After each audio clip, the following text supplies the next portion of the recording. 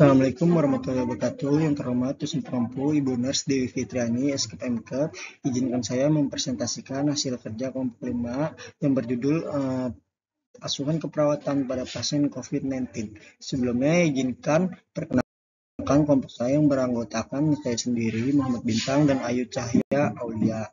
Materi pertama akan disampaikan oleh Ayu Cahya Aulia. Apa itu COVID-19? COVID-19 adalah penyakit yang disebabkan oleh infeksi virus SARS-CoV-2. COVID-19 adalah penyakit menular yang disebabkan oleh jenis coronavirus yang baru ditemukan. Coronavirus adalah virus RNA berukuran 120-160 nm pada manusia, biasanya menyebabkan penyakit saluran pernapasan, mulai flu biasa hingga penyakit serius. Virus baru dan penyakit yang disebabkannya ini tidak dikenal sebelum mulainya wabah di Wuhan, Tiongkok, bulan Desember 2019, lalu menjadi sebuah pandemi yang terjadi di banyak negara di seluruh dunia. Selanjutnya yaitu patofisiologi, farmakologi, dan terapi diet pada pasien COVID-19.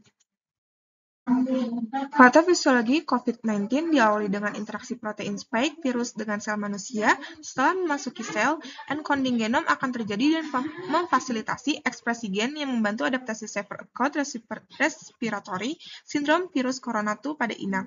Rekombinasi, pertukaran gen, insersi gen, atau delesi akan menyebabkan perubahan genom yang menyebabkan outbreak di kemudian hari. Patofisiologi COVID-19 pada pasien melibatkan beberapa mekanisme yang kompleks dan seringkali menyebabkan komplikasi serius seperti acute respiratory distress syndrome atau ERDS. Berikut ada beberapa poin penting mengenai patofisiologi COVID-19. Yang pertama yaitu infeksi dan replikasi virus. SARS-CoV-2, virus penyebab COVID-19, masuk ke dalam tubuh melalui saluran pernapasan dan menginfeksi sel-sel epitel di paru-paru. Virus ini menggunakan protein spike untuk mengikat reseptor ACE2 pada permukaan sel, memungkinkan virus masuk dan mulai bereplikasi. Yang kedua yaitu respon imun. Infeksi virus memicu respon imun tubuh. Pada beberapa pasien, respon imun ini bisa menjadi berlebihan, menyebabkan apa yang dikenal sebagai badai sitokin. Ini adalah kondisi di mana tubuh melepaskan terlalu banyak sitokin ke dalam darah terlalu cepat, yang dapat menyebabkan peradangan hebat dan kerusakan jaringan. Yang ketiga yaitu ERDS.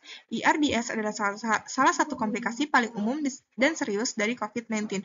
ERDS terjadi ketika cairan menumpuk di alveoli, kantung udara kecil di paru-paru, mengganggu pertukaran oksigen dan menyebabkan kesulitan bernapas yang parah. ERDS pada COVID-19 seringkali berbeda dari ERDS lainnya karena disertai dengan fase hiperinflamasi yang lebih intens. Yang keempat yaitu koagulopati. COVID-19 juga dapat menyebabkan gangguan pembekuan darah yang dikenal sebagai koagulopati. Ini dapat menyebabkan pembentukan bekuan darah di berbagai organ yang dapat memperburuk kondisi pasien dan meningkatkan risiko kematian. Yang kelima yaitu disfungsi multiorgan. Pada kasus yang parah, COVID-19 dapat menyebabkan disfungsi multiorgan termasuk gagal ginjal akut, kerusakan hati, dan masalah jantung. Ini seringkali disebabkan oleh kombinasi dari respon imun yang berlebihan, hipoksia, kekurangan oksigen, dan koagulopati. Selanjutnya yaitu farmakologi. Farmakologi dalam asuhan keperawatan pada pasien COVID-19 melibatkan penggunaan berbagai obat untuk mengelola gejala dan mencegah komplikasi. Berikut ada beberapa contohnya. Yang pertama yaitu antivirus. Obat seperti remdesivir digunakan untuk menghambat replikasi virus SARS-CoV-2. Yang kedua yaitu kortikosteroid. Dexamethasone sering diberikan untuk mengurangi peradangan pada pasien dengan gejala berat. Yang ketiga yaitu antikoagulan untuk mencegah pembentukan bekuan darah yang sering terjadi pada pasien COVID-19. Antikoagulan seperti heparin. Yang keempat yaitu antibiotik digunakan jika ada infeksi bakteri sekunder. Yang kelima yaitu terapi simptomatik, obat antipiretik seperti paracetamol untuk demam dan bronchodilator untuk masalah pernapasan. Selain itu, perawat juga berperan dalam edukasi pasien tentang pentingnya kepatuhan terhadap terapi, pemantauan efek samping obat, dan dukungan psikososial. Selanjutnya ada terapi diet. Yang pertama, kebutuhan energi dan protein. Pasien COVID-19 memerlukan peningkatan energi sekitar 30-35 kcal per kgbb per hari. Dan untuk pasien kritis sekitar 25-30 kcal per kgbb per hari. Kebutuhan protein juga meningkat, yaitu sekitar 1,2-2 gram per kgbb per hari. Protein dengan nilai biologis tinggi seperti daging unggas, ikan, telur, daging merah, dan susu. Yang kedua ada vitamin dan mineral. Konsumsi makanan yang kaya vitamin C seperti buah jambu, biji, stroberi, jeruk, melon, pisang, anggur, pepaya, lemon, dan sayuran berdaun hijau sangat direkomendasi untuk mendukung sistem imun. Vitamin dan mineral lainnya seperti vitamin D, zinc, dan selenium juga penting untuk pemulihan. Hidrasi, pastikan pasien tetap terhindar dengan baik, minum air putih yang cukup dan hindari minuman berkafein atau beralkohol. Yang keempat ada makanan yang harus dihindari.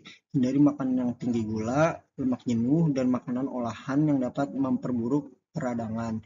Yang kelima ada suplemen nutrisi. Suplemen nutrisi oral dan antioksidan dapat membantu memenuhi kebutuhan gizi tubuh, terutama jika pasien mengalami kesulitan makan atau mual. Selanjutnya ada asuhan keperawatan secara komprehensif meliputi bio, psiko, sosio, spiritual.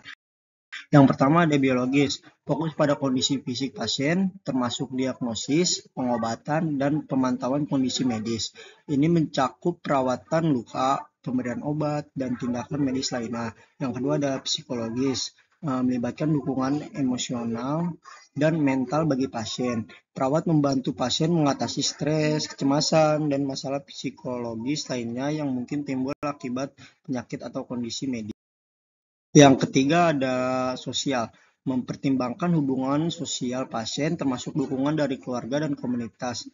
Perawat bekerja untuk memastikan pasien memiliki akses ke sumber daya sosial yang diperlukan dan membantu dalam mengatasi masalah sosial yang mungkin mempengaruhi kesehatan mereka.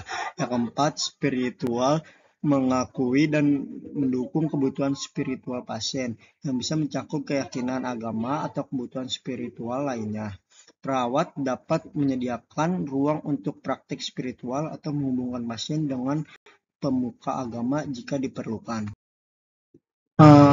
Selanjutnya adalah pendidikan kesehatan pencegahan primer, sekunder, tersier pada pasien COVID-19. Yang pertama, pencegahan primer. Pencegahan primer bertujuan untuk mencegah infeksi COVID-19 sebelum terjadi. Langkah-langkah yang termasuk dalam pencegahan primer meliputi yang pertama, mematuhi protokol kesehatan 3M dengan memakai masker, menjaga jarak, dan mencuci tangan secara rutin. Yang kedua ada promosi kesehatan, yaitu menyaring informasi dari media sosial, melakukan etik batuk, atau konsumsi makanan bergizi dan olahraga. Yang kedua, pencegahan sekunder. Pencegahan sekunder fokus pada deteksi dini dan pengobatan awal untuk mencegah perkembangan penyakit yang lebih parah.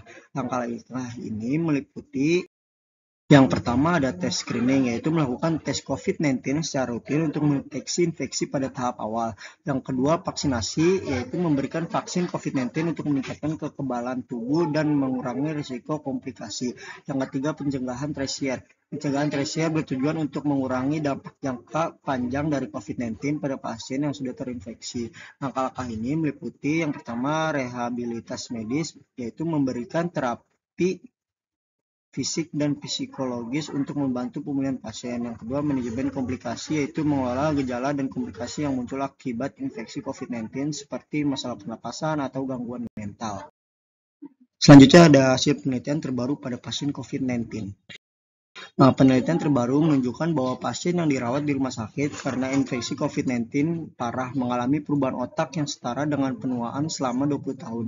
Temuan ini menunjukkan bahwa komplikasi neurologis bisa bertahan pada pasien COVID-19, bahkan setelah mereka sembuh. Penelitian ini melibatkan 351 pasien COVID-19 yang memerlukan rawat inap, dan hasilnya menunjukkan bahwa mereka memiliki kognisi yang lebih buruk dibandingkan dengan kelompok kontrol yang disesuaikan berdasarkan usia, jenis kelamin, dan tingkat pendidikan.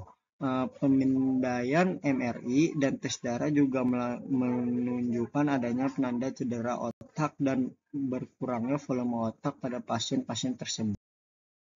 Saya sebagai moderator menyampaikan sekian dari kelompok kami, kurang lebihnya mohon maaf bila ada kesalahan. Terima kasih. Wassalamualaikum warahmatullahi wabarakatuh.